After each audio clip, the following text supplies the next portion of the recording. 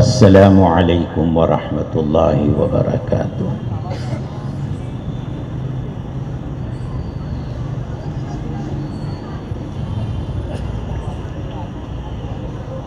الحمد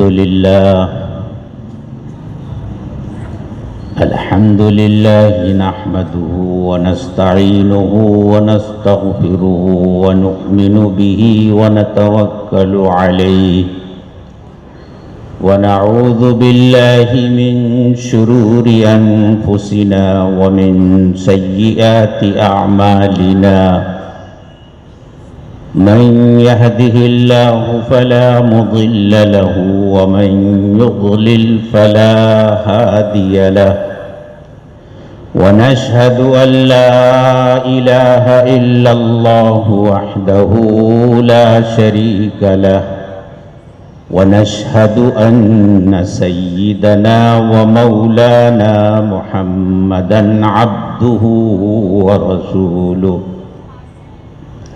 صلی اللہ تعالی علی خیر خلقہ محمد وآلہ وصحبہ اجمعین،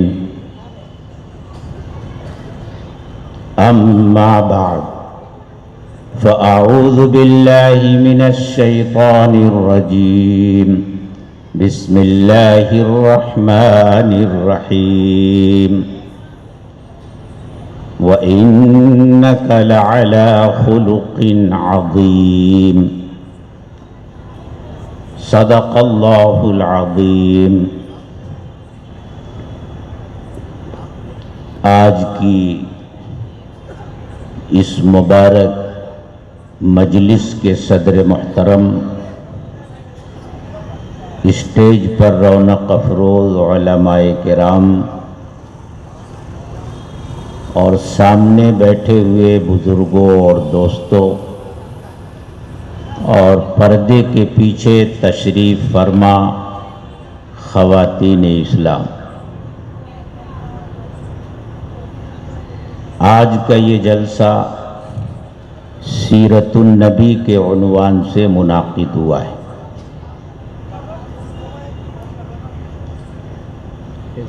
اس مبارک مہینے میں ہمارے ملک میں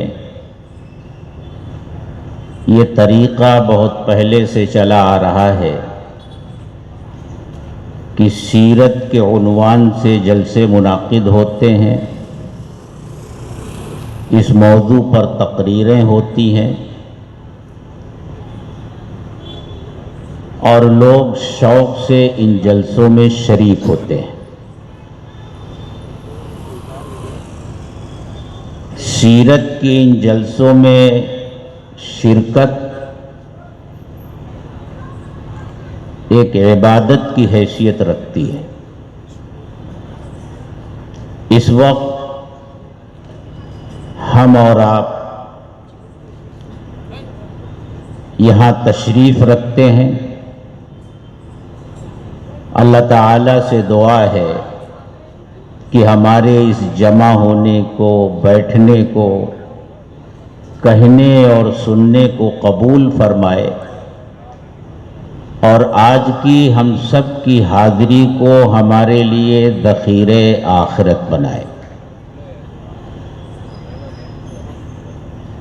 اس موضوع پر مدلل اور مفصل تقریر تو حضرت مولانا سید اشہد رشیدی صاحب دامت برکاتہم کی ہونی ہے۔ مجھے اس وقت سیرت کے ایک خاص اور اہم پہلو کی طرف آپ حضرات کی توجہ مبذول کرانی ہے۔ عام طور سے ہمارے ملک میں بلکہ بر صغیر میں سیرت کے موضوع پر جو جلسے ہوتے ہیں ان میں اکثر و بیشتر رسول اکرم صلی اللہ علیہ وسلم کی زندگی کے ان گوشوں کو بیان کیا جاتا ہے جن گوشوں کی اقتدا اور اس کی پیروی کا ہمیں مکلف نہیں بنایا گیا، اور نہ ہم اس کی طاقت اور استطاعت رکھتے ہیں۔ اسی طرح ہمارے شعراء نعت شریف کے عنوان سے جو اشعار کہتے ہیں، خاص طور سے زندگی کے اسی پہلو کو زیادہ اجاگر کرتے ہیں۔ مثلا آپ کی جب پیدائش ہوئی تو اس وقت کیا کیا معجزات رونما ہوئے، آپ جب حلیمہ سعدیہ کے ساتھ ان کے قبیلے کی طرف روانہ ہوئے تو وہ سواری کس طرح تیزگام ہو گئی جو آتے وقت قافلے والوں سے پیچھے رہتی تھی، اور حلیمہ سعدیہ کے یہاں آپ نے جتنے سال گزارے ان میں کس طرح حلیمہ سعدیہ نے اپنے قبیلے میں برکت دیکھی، اپنے جانوروں میں برکت دیکھی، اور اس دوران کس کس طرح کے معجزات ظاہر ہوئے۔ اس طرح آپ کی ولادت، آپ کی رضاعت، آپ کی پرورش کا بیان خاص طور سے ہمارے سیرت کے ان جلسوں کا عنوان ہوا کرتا ہے، اور اسی پر زیادہ زور دیا جاتا ہے۔ یقیناً سیرت کے اس حصے کا تذکرہ باعث ثواب ہے، خیر و برکت کی چیز ہے۔ اللہ کے رسول صلی اللہ علیہ وسلم کی ولادت اور رضاعت کا تذکرہ تو بڑی چیز ہے، اگر آپ کے نعلین مبارک کا بھی تذکرہ ہو تو وہ ہمارے لیے سعادت کی چیز ہے، اور ہمارے لیے وہ تذکرہ بھی ذخیرہ آخرت ہے۔ لیکن ہمیں سوچنا یہ ہے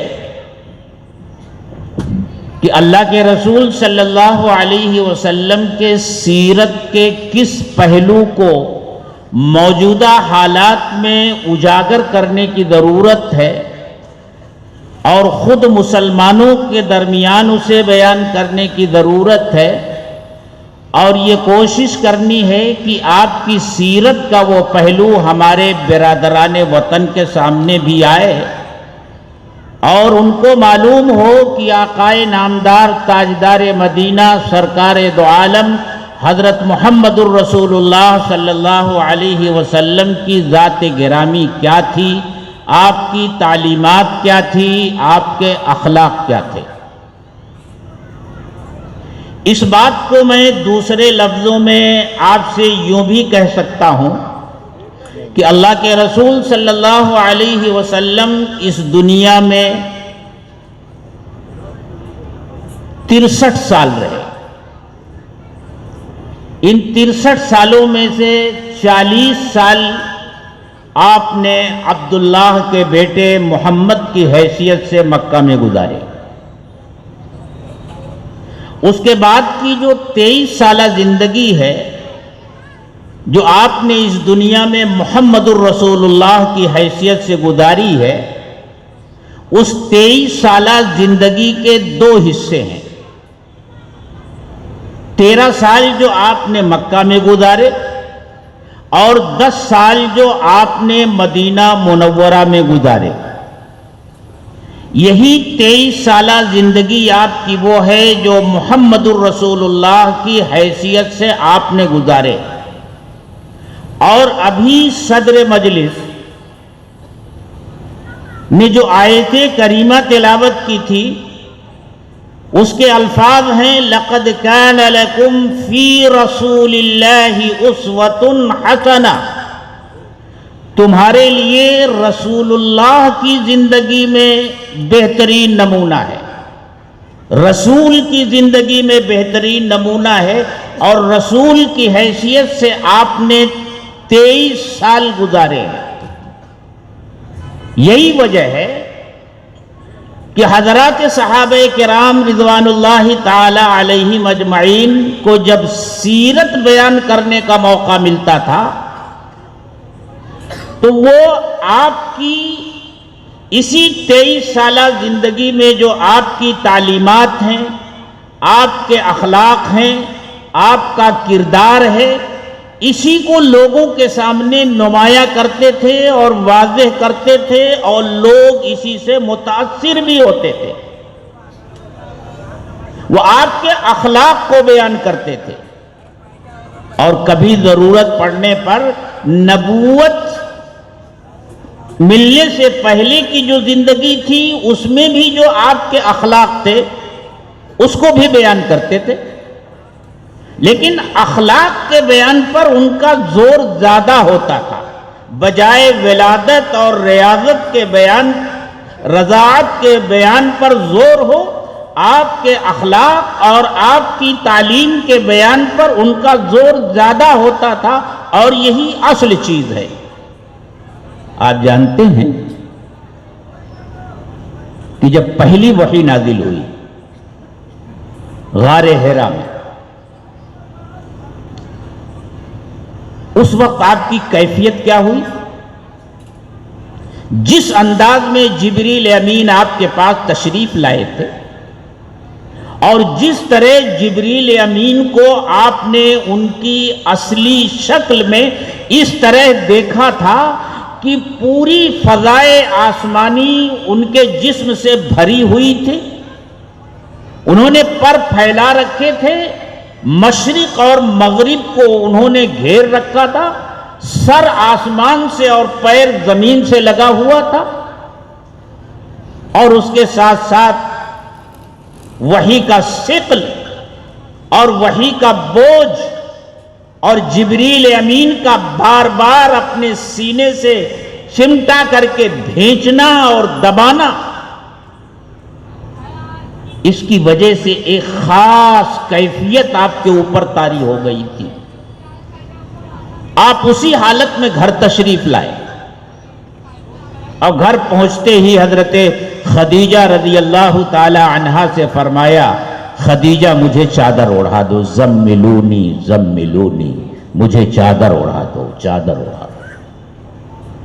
حضرت خدیجہ رضی اللہ تعالی عنہا نے چادر اوڑھا دی۔ آپ کچھ دیر تک لیٹے رہے، جب پرسکون ہوئے تو حضرت خدیجہ رضی اللہ تعالی عنہا سے آپ نے جو کچھ کہا، اور اس کے جواب میں حضرت خدیجہ رضی اللہ تعالی عنہا نے جو کچھ عرض کیا، بخاری شریف کی روایت اس کے الفاظ ہیں۔ آپ نے حضرت خدیجہ سے ارشاد فرمایا، لقد خشیت علی نفسی، خدیجہ جو حالات میرے ساتھ پیش آئے ہیں اور جن حالات اور جن کیفیات سے میں گزرا ہوں، مجھے اپنی جان کے بارے میں ڈر لگنے لگا۔ حضرت خدیجہ جو آپ کی صرف رفیق حیات نہیں، جانثار اور غمگسار بھی تھی، اپنا سب کچھ آپ کے اوپر قربان کرنے والی تھی، وہ تڑپ اٹھی، اور اس وقت حضرت خدیجہ رضی اللہ تعالی عنہا نے کہا تھا، کلا واللہ لا یخزیک اللہ ابدا انک لتصل الرحم وتحمل الکل وتکسب المعدوم وتقری الضیف وتعین علی نوائب الحق۔ آپ کے یہ اوصاف اور آپ کے یہ اخلاق جو پہلے کے ہیں ان کو بیان کر رہی ہیں، اور کیا کہہ رہی ہیں؟ کلا واللہ لا یخزیک اللہ ابدا، ہرگز نہیں، آپ گھبرائیے نہیں، اللہ آپ کو بے سہارا نہیں چھوڑے گا، اللہ آپ کو رسوا نہیں کرے گا، اللہ آپ کی مدد کرے گا، اور کیوں کرے گا؟ اس کی بنیاد کیا وہ بتا رہی ہیں۔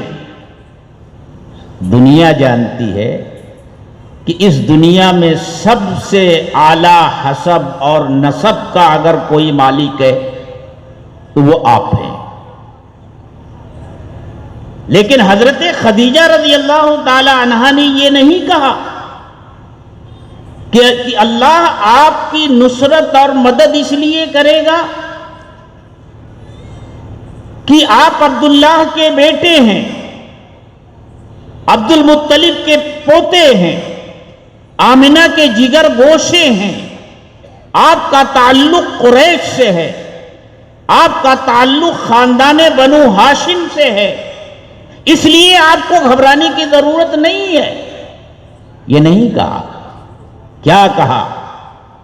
آپ گھبرائیے نہیں، آپ کے جو اخلاق ہیں، آپ کا جو کردار ہے، اور اس دنیا میں آپ کا جو طرز عمل ہے دنیا والوں کے ساتھ، یہی اخلاق اور اسی طرز عمل کی بنیاد پر اللہ آپ کی حفاظت کرے گا، آپ کو رسوائی سے بچائے گا۔ اس میں سے کیا کیا چیزیں گنوائی؟ اِنَّكَ لَتَصِلُ الرَّحِمَ، آپ رشتہ ناتا جوڑتے ہیں، وَتَحْمِلُ الْكَلَّ، اور بوجھ اٹھاتے ہیں۔ جو لوگ مختلف قسم کے بوجھ کے نیچے دبے رہتے ہیں آپ ان کی مدد کرتے ہیں۔ وَتَكْسِبُ الْمَعْدُومَ، اور جو معاشرے میں محروم لوگ ہیں آپ ان کے لیے کماتے ہیں۔ وَتَقْرِي الضَّيْفَ، اور مہمان نوازی کرتے ہیں۔ وَتُعِينُ عَلَى نَوَائِبِ الْحَقِّ، اور جو ارضی اور سماوی آفات آتی ہیں، جو مصائب اور مشکلات لوگوں کو پیش آتے ہیں، آپ اس میں لوگوں کی مدد کرتے ہیں۔ یہ نبوت ملنے سے پہلے کے آپ کی زندگی کے حالات ہیں جو حضرت خدیجہ رضی اللہ تعالی عنہا بیان فرما رہی۔ اور نبوت ملنے سے پہلے جب آپ نے ابھی ایمان کی دعوت شروع بھی نہیں کی تھی، دعوت کا کام تو آپ نے وحی کے بعد شروع کیا ہے، اس سے پہلے تو آپ نے ایمان کی دعوت شروع بھی نہیں کی تھی۔ تو ظاہر سی بات ہے آپ کے یہ سارے معاملات ان لوگوں کے ساتھ تھے جو ایمان والے نہیں تھے، جو بتوں کو پوجتے تھے، اور ایک نہیں 360 بتوں کے پجاری تھے۔ یہ سارے معاملات آپ کے ان لوگوں کے ساتھ تھے۔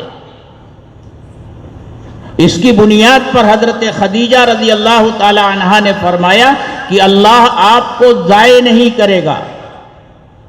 اس سے امت مسلمہ کو یہ سبق لینا چاہیے کہ اگر ایمان والے کی زندگی میں اللہ کے رسول صلی اللہ علیہ وسلم کی یہ اخلاق آ جائیں تو اللہ کی مدد ان کے شامل حال ہوگی، اور دنیا کی کوئی طاقت ان کا بال بیکا نہیں کر سکے گی۔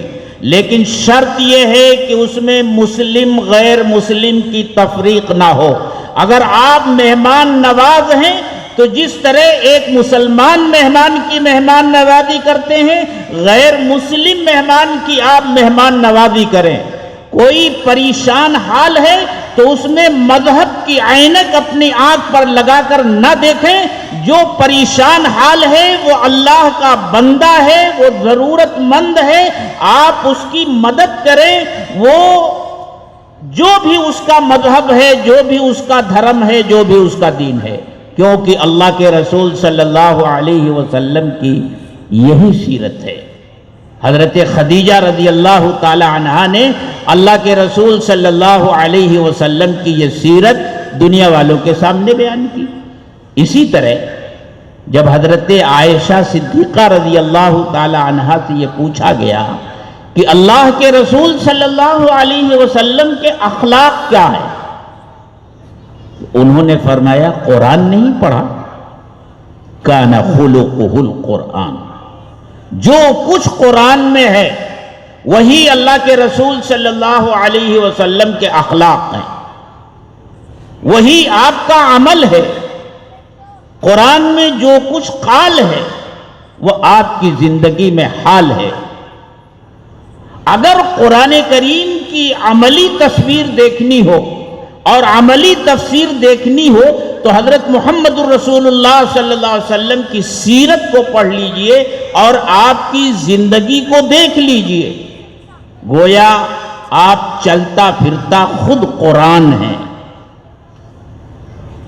اسی لیے میں ایک بات کہتا ہوں، سیرت کے موضوع پر بڑی بڑی کتابیں لکھی گئی، اور یہ لکھنے کا سلسلہ آج سے نہیں چلا آ رہا، سیرت کو بیان کرنے کا سلسلہ آج سے نہیں چلا آ رہا۔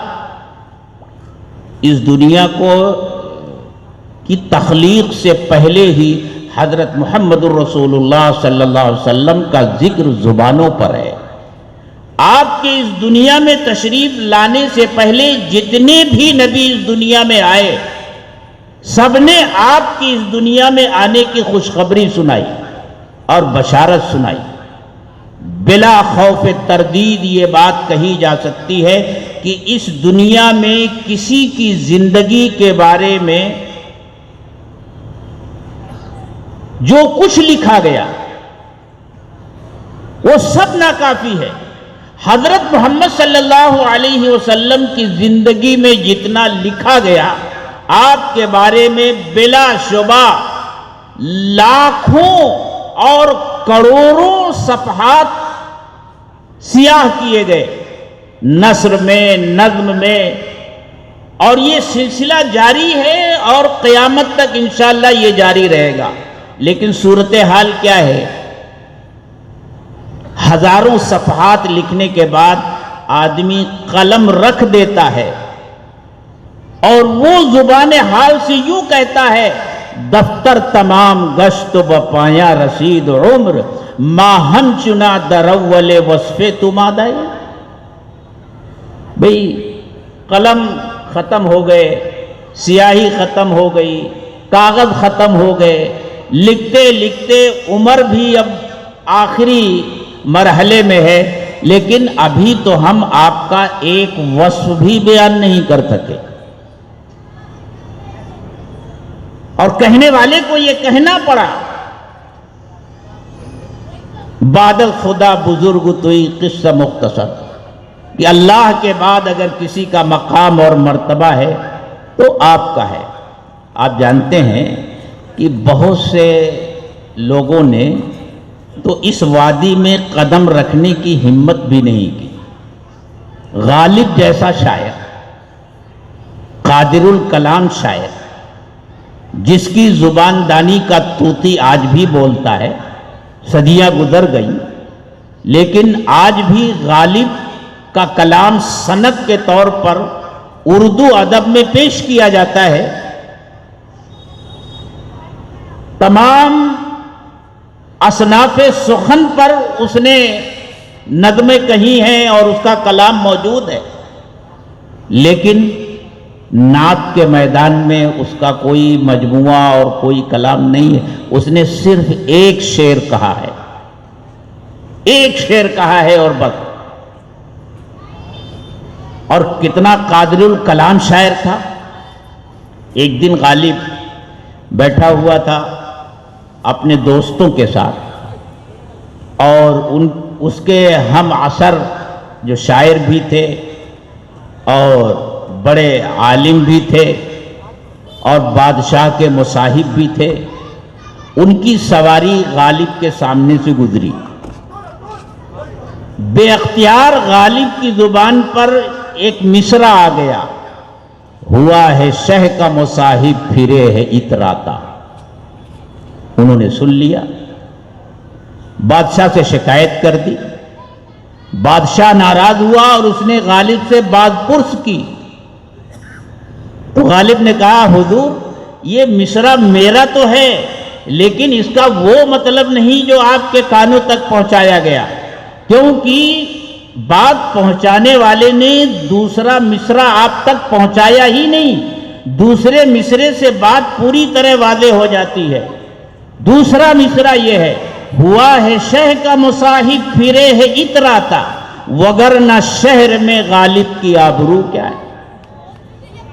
ایسا شاعر جب نعت گوئی کے میدان میں قدم رکھتا ہے تو صرف ایک شعر کہتا ہے اور اس کے بعد خاموش ہو جاتا ہے۔ کیا اس کا شعر ہے؟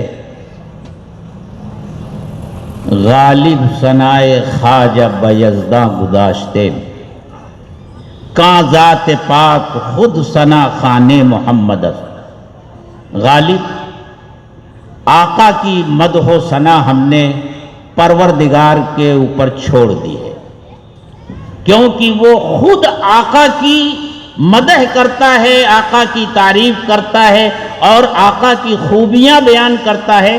تو جس ذات گرامی کی خوبیاں خود خدا بیان کرے تو خدا کے مقابلے میں کس کی زبان ہے اور کس کا قلم ہے کہ آقا کی خوبیاں اور آپ کے کمالات اور آپ کے فضائل اور آپ کے حسن و جمال کو بیان کر سکے۔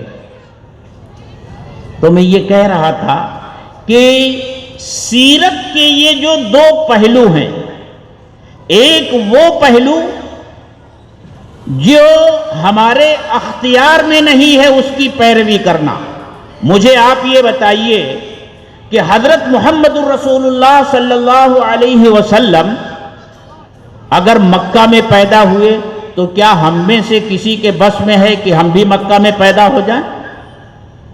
اگر آپ قبیلے قریش میں پیدا ہوئے تو کیا ہمارے اختیار میں ہے کہ ہماری پیدائش بھی اسی قبیلے میں ہو جائے، خاندان بنو ہاشم میں پیدا ہو جائیں؟ آپ کی رضاعت جہاں ہوئی کیا وہ ہمارے بس میں ہے؟ تو سیرت کے اس پہلو کو جو ہمارے لیے غیر اختیاری ہے، ہم اس پر عمل کر ہی نہیں سکتے، اس کو بیان کرنے سے ثواب ملتا ہے، خیر و برکت اترتی ہے، لیکن اصل ضرورت آج کے اس ماحول میں مدنی آقا حضرت محمد الرسول اللہ صلی اللہ علیہ وسلم کے اس سیرت کے اس پہلو کو بیان کرنے کی ہے جو دنیا والوں کو اپیل کرتی ہے اور اپنی طرف متوجہ کرتی ہے۔ ابھی حضرت مولانا سید اشہد رشیدی صاحب تشریف لائے اسٹیج پر، انہوں نے اپنا ایک واقعہ بیان کیا کہ حیدرآباد کے کسی سیرت کے جلسے میں وہ تشریف لے گئے تھے، تو وہ مسلمانوں کا علاقہ تھا اور اس اعتبار سے انتظامیہ کی نظر میں بہت مشکوک تھا کہ لوگ آتے ہیں، مقررین آتے ہیں، وہاں جوشیلی تقریریں کرتے ہیں، جذباتی تقریریں کرتے ہیں، لوگوں کو بھڑکاتے ہیں اور چلے جاتے ہیں۔ اس لیے انتظامیہ بہت چاک اور چوبند تھا، سادے لباس میں بھی پولیس والے اور وردی میں بھی پولیس والے اور ہر سرکاری ڈپارٹمنٹ کے لوگ وہاں موجود تھے۔ نظر یہ تھی کہ جمعیت علماء کا ایک اہم ذمہ دار یہاں تشریف لایا ہے، وہ کیا کہتا ہے اور لوگوں کو کیا پیغام دیتا ہے۔ حضرت نے بتایا کہ میں نے انسانیت سیرت کے آئینے میں اس موضوع پر گفتگو کی کہ اللہ کے رسول صلی اللہ علیہ وسلم نے ایک انسان کا حق دوسرے انسان پر کیا بتایا ہے، اس سے قطع نظر کہ اس کا دھرم کیا ہے، اس کا مذہب کیا ہے، اس کا مسلک کیا ہے، کہنے لگے پوری تقریر اس پر ہوئی۔ اور جب حضرت وہاں سے اٹھ کر تشریف لے گئے تو مفتی غیاث الدین صاحب جو وہاں کی جمعیت علماء کے صدر ہیں، انہوں نے حضرت کو بتایا کہ حضرت دیکھیے یہ پولیس والے آپ کی تقریر کی ویڈیو چلا رہے ہیں اور کہہ رہے ہیں کہ ایسی تقریر ہونا چاہیے، ماحول میں آج ایسی تقریروں کی ضرورت ہے اور ایسے بیان کی ضرورت ہے۔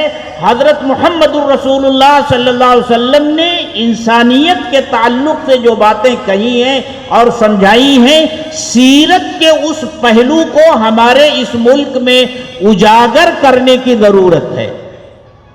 اسی لیے میں نے کہا کہ حضرت خدیجہ رضی اللہ تعالی عنہا نے جب آپ کے اخلاق بیان کیے تو یہ بیان کیے کہ آپ تو رشتہ ناتا جوڑتے ہیں، آپ تو جو لوگ مختلف قسم کے بوجھ کے نیچے دبے ہوئے ہیں آپ ان کی مدد کرتے ہیں، اور جو پریشان حال ہیں آپ ان کے کام آتے ہیں، اور جو آفات کے شکار لوگ ہیں آپ ان کی مدد کرتے ہیں۔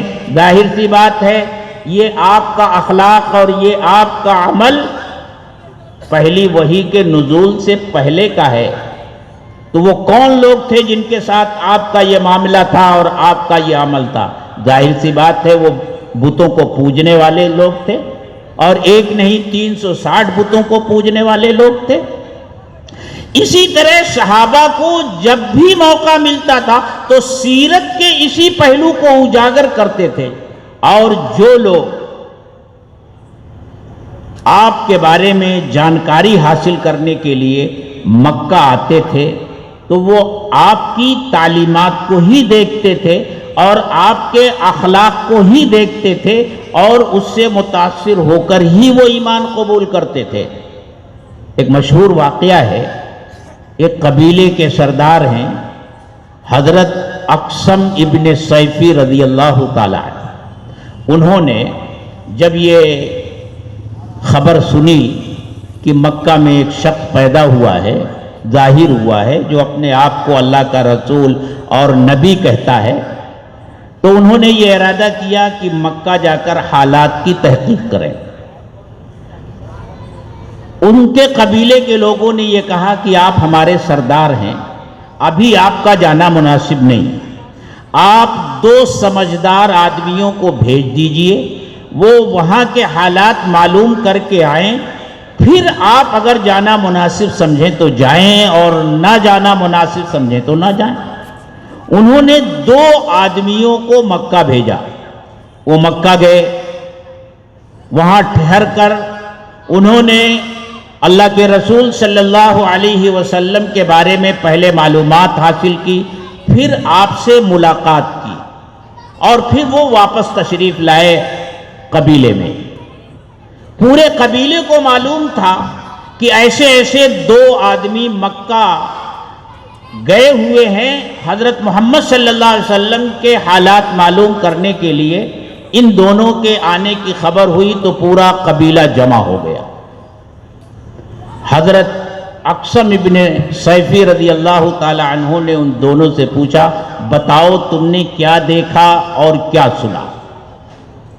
ان دونوں نے یہ کہا، ہم نے مکہ پہنچ کر جب لوگوں سے معلوم کیا تو طرح طرح کی باتیں سننے میں آئیں، اور جب آپ کی خدمت میں حاضر ہوئے تو ہم نے آپ سے 2 سوال کیے، من انت وما انت، آپ کون ہیں اور آپ کا پیغام کیا ہے؟ تو من انت کا جواب آپ نے بہت مختصر دیا اور یہ کہا کہ میں عبداللہ کا بیٹا محمد ہوں۔ جب ہم نے تحقیق کی تو پتہ چلا کہ آپ مکہ کے سب سے اہم قبیلے قریش کی سب سے اہم شاخ بنو ہاشم سے تعلق رکھتے ہیں، حسب نسب کے اعتبار سے آپ بہت اعلیٰ ہیں، لیکن آپ نے اس پر زیادہ توجہ نہیں دی۔ آپ نے صرف اتنا کہا، میں عبداللہ کا بیٹا محمد ہوں۔ اور ہمارا دوسرا سوال تھا، آپ کا پیغام کیا ہے؟ تو اس کے جواب میں انہوں نے یہ کہا کہ میرے اوپر ایک آیت نازل ہوئی ہے، میں وہ پڑھ کر تمہیں سناتا ہوں، وہی میرا پیغام ہے۔ اور پھر وہ آیت پڑھی جو جمعہ کے دوسرے خطبے میں ہر جگہ ممبر سے خطبے کے آخر میں خطیب اس کی تلاوت کرتا ہے، ان اللہ یأمر بالعدل والاحسان وَإِيتَاءِ ذِي الْقُرْبَى وَيَنْهَى عَنِ الْفَحْشَاءِ وَالْمُنْكَرِ وَالْبَغْيِ يَعِظُكُمْ لَعَلَّكُمْ تَذَكَّرُونَ۔ دونوں نے کہا کہ ہم نے بار بار ان سے گزارش کی کہ آپ اس کو پھر سے سنائیے، آپ اس کو پھر سے سنائیے، یہاں تک کہ یہ ہمیں یاد ہو گئی۔ حضرت اقسم ابن سیفی رضی اللہ تعالی عنہ نے وہ آیت سن کر کے اپنے قبیلے کے لوگوں سے کہا کہ اے لوگو، یہ شخص مکارم اخلاق کی دعوت دیتا ہے اور برے اخلاق سے روکتا ہے۔ اس سے پہلے کہ لوگ تم سے سبقت لے جائیں اور تم سے پہلے اسلام کے دائرے میں داخل ہو جائیں، تم سب سر بنو، دم مت بنو، یعنی پہلے اسلام قبول کرنے والے بن جاؤ، لوگوں کے پیچھے چلنے والے نہ بنو۔ پورا کا پورا قبیلہ دائرے اسلام میں داخل ہو گیا اور سب نے کلمہ پڑھ لیا۔ تو اللہ کے رسول صلی اللہ علیہ وسلم کی یہ اخلاقی تعلیمات ہی اس وقت ہمارے ملک کی مقدر فضاؤں کو صاف کر سکتی ہیں، غلط فہمیوں کو دور کر سکتی ہیں، اور جو الزام تراشیاں ہو رہی ہیں اور جو کچھ کہا جا رہا ہے تو پورا مطلع صاف ہو سکتا ہے، لیکن شرط یہ ہے کہ سیرت کے ان جلسوں کا صحیح استعمال ہو اور رسول اللہ صلی اللہ علیہ وسلم کی سیرت کے اس پہلو کو اجاگر کیا جائے۔ آپ کو معلوم ہے کہ ابھی کچھ دنوں پہلے تک جمعیت علماء ہند حضرت مولانا سید ارشد مدنی دامت برکاتہم کی قیادت اور رہنمائی میں پورے ملک میں قومی یکجہتی کے عنوان سے ایک تحریک چھیڑے ہوئے تھی۔ لوگ پوچھتے تھے یہ قومی یکجہتی کیا ہے؟ ان کو بتایا جاتا تھا کہ قومی یکجہتی کوئی الگ چیز نہیں ہے، یہ بھی اسلام کی تعلیمات کا ہی ایک حصہ ہے۔ اس دنیا میں جو رشتے ہیں وہ مختلف قسم کے ہیں، ایک انسانیت کا رشتہ ہے، ایمان کا رشتہ ہے، قرابت داری کا رشتہ ہے۔ ان رشتوں میں جو پہلا رشتہ ہے وہ انسانیت کا رشتہ ہے، یعنی ہر انسان اس اعتبار سے کہ وہ ایک ہی ماں باپ کی اولاد ہیں، حضرت آدم اور حوا کی اولاد ہیں، ہر انسان کے درمیان یہ انسانیت کا رشتہ اور خونی رشتہ ہے۔ اس رشتے سے دنیا کے تمام انسان، ان کا مذہب کچھ بھی ہو، ان کا دھرم کچھ بھی ہو، وہ سب آپس میں بھائی بھائی ہیں۔ قومی یکجہتی کے عنوان سے اسی انسانیت کے رشتے کو جو قرآن کی تعلیم ہے، جو احادیث کی تعلیم ہے، جو احکامات قرآن و سنت میں منصوص ہیں، انہی منصوص احکامات کو قومی یکجہتی کے عنوان سے جمعیت علماء پورے ملک میں یہ تحریک چھیڑے ہوئے تھی، کیونکہ جمعیت علماء ایک مذہبی جماعت ہے، یہ کوئی سیاسی جماعت نہیں ہے۔ اس لیے میرے دوستو، سیرت کے موضوع پر سیرت کے جلسوں میں اسی پہلو کو اجاگر کرنے کی ضرورت ہے۔ بنے رہیے ہمارے ساتھ اور دیکھتے رہیے سوشل میڈیا ناگپور اردو۔ دینی، ملی، سماجی اور اصلاحی ویڈیوز دیکھنے کے لیے ہمارے چینل کو سبسکرائب کریں، لائک کریں، شیئر کریں۔